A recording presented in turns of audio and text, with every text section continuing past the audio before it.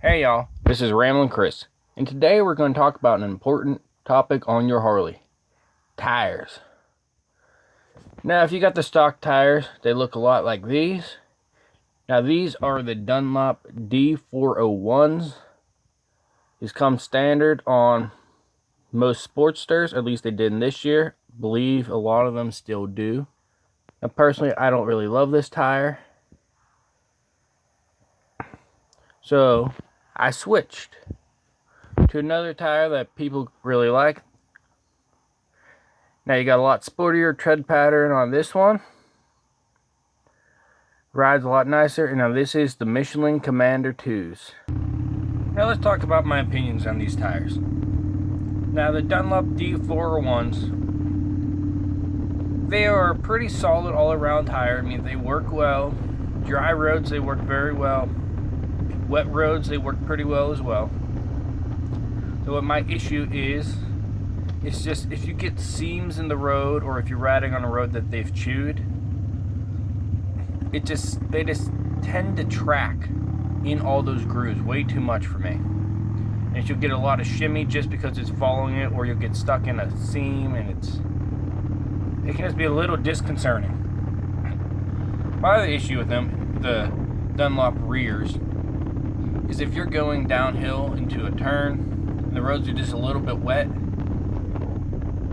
if you are not accelerating, if you are just trying to slowly coast down a little bit into the turn, or even if you're trying to just maintain speed into the turn, the rear of the bike, it just feels a little squirrely. It just, you can just feel it's sliding around back there a little bit. Now with the Michelins, I have not had that issue at all.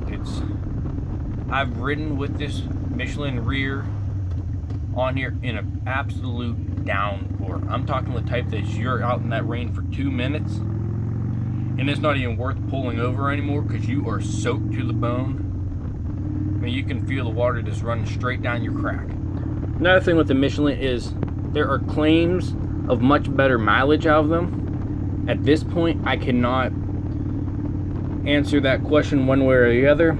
I got about 8,000 out of my rear with the Dunlop. At this point, I have about 2,000 miles on my Michelin, which has given me enough time to get a good feel for how the tire is. That way I can give you an adequate review on it. I cannot yet tell you how they wear, but they do not appear to be wearing quickly. So I have literally no doubt that they'll meet, if not exceed, that of the Dunlop. As far as pricing, they're priced very similarly, so there's not really much of a difference there. It's all going to come down the feel. Another thing you may have noticed is that I have a Dunlop front on here with the Michelin rear. Now I know you may be thinking you are not supposed to mix and match tires, and I agree with you. But I was wondering a simple question for a while. So I've searched and I've looked all over the place to see, can I find anyone who has done this? Because I wanted to switch to the Commanders, but it's the front and rear tires, they don't wear the same rate.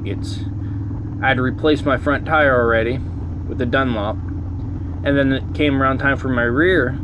The front tire is barely worn. You spend over $100 for a tire, you don't want to go and just throw it out. So I decided I'd try it. If it didn't go well, then yeah, I'd end up putting a Michelin front on it, and then selling the other tire used. Yeah, so that was my real experiment in this video. It's not so much just how do I like a Michelin Commander tire compared to a Dunlop D401. It's, can you mix the two? Because that's the real thing. Because so many of us, I'm sure, they want to switch, but it's either you got to go and replace both your tires and then throw one out before it's really worn, or you just keep sticking with the same thing you already have. So in my opinion, from my experience, there are no downfalls to it here. Now let's check out And look how well this bike does with these tires with emergency stopping. See, look at that. That worked so well. Now, your experience, it may differ. There's always certain factors slightly different, even if you buy two identical bikes. One VIN number after another, built exactly the same. They could be different. That's always a possibility. So it's how this works for you may be different. Do not go and take me on this. It works well for me. It may not work well for you. The other thing I've noticed with these also is air pressure. With my Dunlops, they were rather picky on air pressure. It was a very small margin in which the tires would feel the same and ride well for me. I mean, I'm talking like plus minus a pound. But with these Michelins, I got a couple pounds on either side. I have at least a 4-pound range. But overall, the Michelin I really like as a tire. I would certainly recommend it, even though I am not being paid for promoting this. I'm simply trying to help out anyone else who is wondering about a Michelin Commander II tire.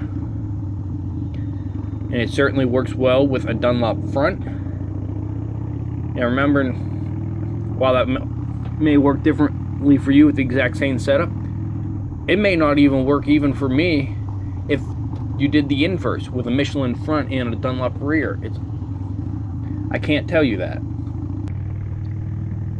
Hey y'all, so you have seen how well the tire combination of Michelin and Dunlop has worked for me.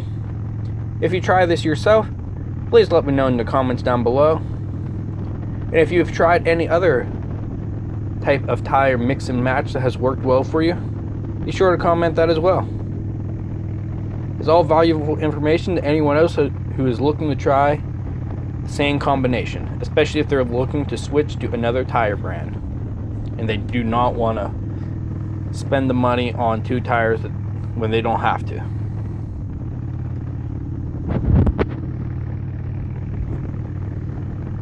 Now remember, when mixing and matching your tires, safety is always first.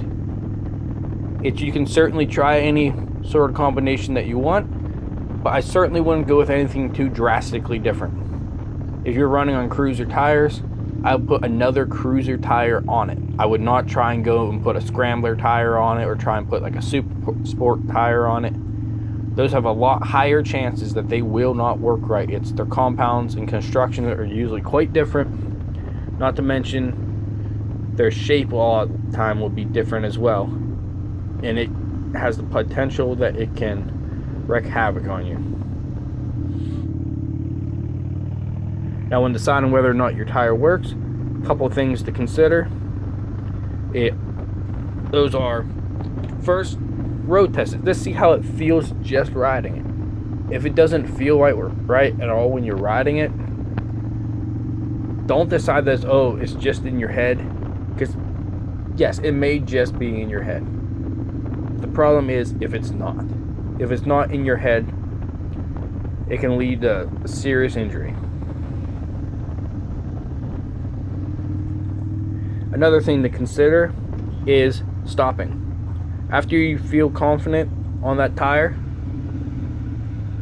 that it's working well, and I would still be doing this all in the same test ride, do some emergency stopping. Does it seem like the tires are working well together? Now, don't go crazy with your first emergency stop. Don't go and try 60, 70 mile an hour emergency stop. No, go back to the basics.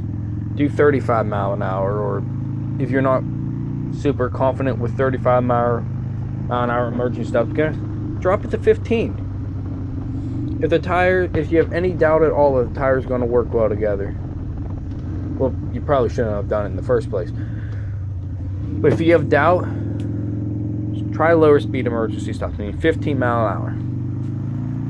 So if your bike passes both of those checks, with the tire setup, you should be okay.